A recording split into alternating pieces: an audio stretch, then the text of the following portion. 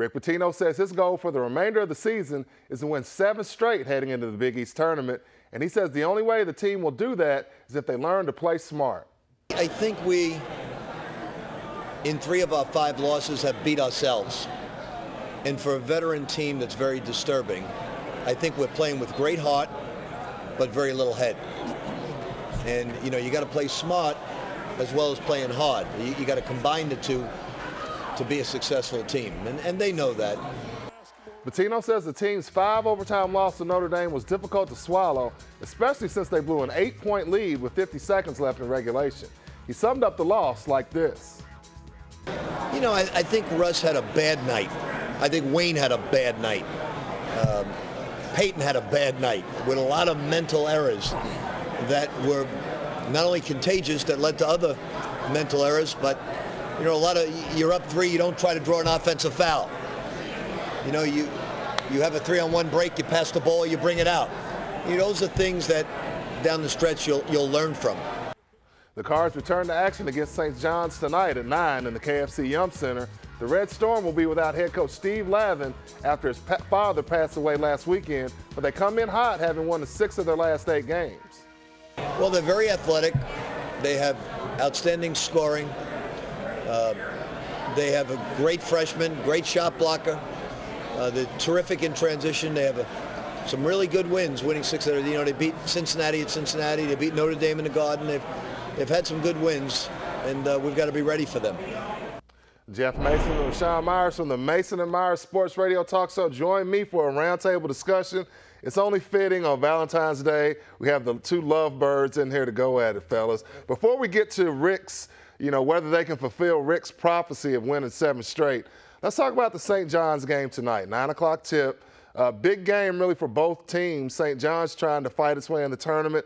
Louisville trying to get back on track. Jeff, are you convinced that the Cards have put that train wreck from Saturday in South Bend behind them and will come out and take care of St. John's tonight? The train wreck is really just a result of a game. The real issue is what's going on within that offense. So you can look at that game and say, well, it happened. We don't, you know, we want to forget about it. Let's move on. But the components of what's taking place within that U of L team, that hasn't changed. And that dynamic has been with them for the better part of a year and a half. You look at this team, they're reverting back to things they did last year. And those things they were doing last year up until that run were not very positive, you know, from a basketball standpoint. The results at the end, they were able to right that ship. But, you know, I see a lot of those same similarities of what happened during midseason. In midseason, I think most Cardinal fans would be anxious to forget. No, I don't see where this is fixed. It's some internal. Rick continues to point at the players. Does he ever take a step back and say, maybe I'm not putting them in a position to be successful? You put Russ Smith in that position 5 times in overtime. You know what you get from Russ.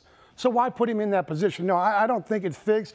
I think Louisville's got a long way to go to correct this. Enough to beat St. John's though tonight? Oh, absolutely. Yeah. St. John's is, you know, this is a game they should get back on track, feel good about, no question. Are you expecting a big performance? Do you think the problems are fixed? Do you think they come out and look like the Louisville that we saw maybe 6 weeks ago tonight against St. John's? Well, you know, to me, I don't think it's necessarily broken. I think there's some things that need to be cleaned up. I think that the Louisville's, their defensive performance has been a little bit subpar down the stretch. I think they've let slip in the last minute or two. I mean, but plainly, as I've continued to say, this is a team that has 5 losses, and in each of those losses, they were within a possession either up or down heading into the last minute of the game. So I don't think this is a situation where you're getting blown out like a Michigan or a Duke when you go out on the road. I think it's a simple thing of Louisville having to clean up some things down the stretch. Russ Smith has got to make better decisions. Peyton Siva, unfortunately, I put more of the onus on him because he gets himself into foul trouble, taking silly fouls that are unnecessary and puts Russ in that position because plainly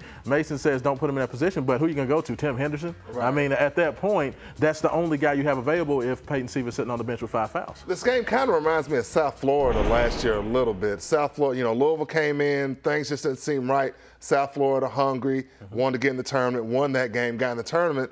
Do you see that happen tonight? Do you think they're on track enough to where they can come out and take care of St. John's? Yes, they will. St. John's has not played well when Steve Lavin has not been available, and with him dealing with the loss of his father, he's not going to be there. This is a very young team.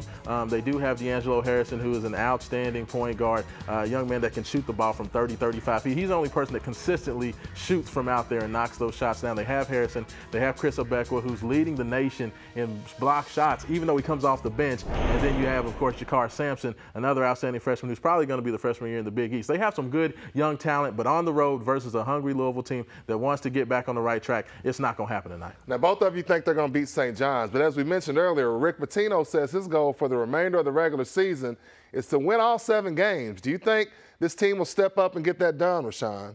I think they can. I will say that. Of course, you see the big one is going to be, of course, the first part of March 2nd, when they go up to the Carrier Dome to take on Syracuse. That's the big question mark. I think they can get the others. This is definitely the easier part of the schedule. The toughest part was the very beginning of the schedule. Now that it's kind of lightened up, I think they will have an opportunity, but it comes down to the Carrier Dome and will the Cardinals get it done. But they've had a lot of success, so I wouldn't put it past them. Not only do they have to go to Syracuse, but Cincinnati comes to the Yum Center. Then Notre Dame, that's going to be one of the most highly anticipated rematches in a long time. Notre Dame comes to the Yum Center on the final, Saturday of the regular season. Jeff, do you think the Cards can run the table? You know my answer on that. I mean, come on. You've got 4 easy games. You've got 4 simple games you'll walk through. You'll take care of business. St. John, South Florida, Seton Hall, and DePaul. I mean, that's SEC caliber talent at this point. And the reality is you've got a Syracuse team that did get beat last night to Connecticut. You've got some issues there. I would think they take care of that game. But, it's not an easy stretch, those last 3 games. It's a toss-up at this point. If they can get back on that row that they were able to achieve last year, I think they could go through it. Should be no reason. This is a team that started out a top 1, 2, or 3 team in the country. You would expect them to be able to take care of business for those games, and then you've got 2 toss-ups. They better get that ship righted, or it's one and done in the NCAA tournament. That's not going to happen. We'll get to that here in a second. Another huge topic on the mind of every Wildcat fan: can Kentucky still make the NCAA tournament without Nerlens Noel? I'll start with you, Jeff. Have you given up your tourney hopes? Can the Cats still do it? I probably gave up my tournament hopes. I felt like Rashawn and I argued this point. He had him in the NIT. I thought that was ridiculous the way they were playing in the schedule. But I would have to admit, it's a daunting task at this point. I mean, being able to go on the road and get some quality wins, being able to get some quality wins at home, that's going to be difficult at this point in the season. That's a big loss to University of Kentucky. If they got to the tournament, before I thought, okay, fine, 8, 9, 10 seed, we'll do some damage. It's tough to say at this point. I think they're on the outside looking in at this stage. Tennessee, I think this game Saturday will be huge. It's a this huge will tell game. a lot about no doubt, them. no question. Rashawn, are they done in your eyes? Yeah, I mean, their tournament resume was already on life support before Nerlens Noel got hurt. Okay, with Ole Miss losing at Texas A&M, that knocks them out of the top 50. Right now, Kentucky is sitting with 0 top 50 wins right now, and their only 2 opportunities to get a top 50 win is home versus Missouri and home versus Florida. And without Noel, I don't think they're going to win either one of those games. They're NIT dancing.